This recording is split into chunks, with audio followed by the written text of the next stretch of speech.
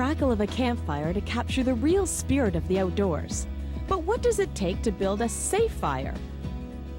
We put expert builder Colin McKay on the case to tell us about it. If you can find an open area with dirt, like soft, maybe moist dirt, that would be an area to start. And also make sure that there is water nearby. That is an essential, just in case of the fire spreading.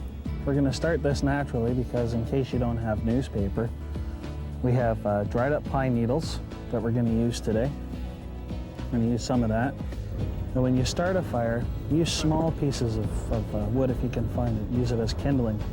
And you slowly build just a little teepee and put this underneath, and we should have ourselves a nice fire. And if it's dying out, just blow on it lightly, and she'll start firing up again. When you have the fire going, especially today we're using pine needles, make sure the pine needles are out of the way and from the RV, because if a spark goes inside and it's close to your RV, she'll go up.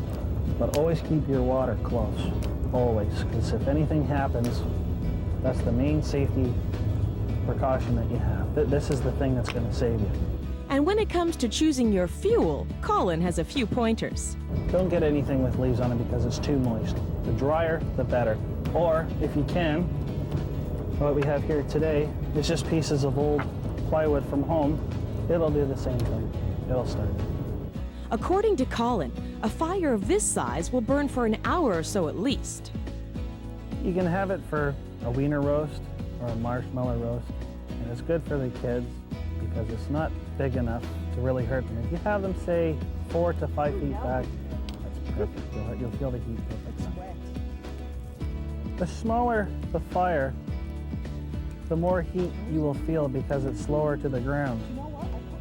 The bigger the fire, the heat will just rise above you. And you'll feel the heat, but not like the way you should. A big fire is more or less a waste of wood, really. Not to mention it makes extinguishing the fire that much easier too. First thing, make sure that the wind is going away from you, because when you do douse the fire with the water, there will be a great abundance of smoke. A little water at a time will keep the smoke to a minimum, but be sure to keep pouring until the fire stops crackling. It'll smoke for a while, but this should be safe.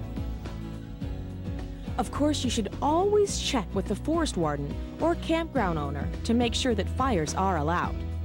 But once everything has been cleared, a campfire is a super source of family fun.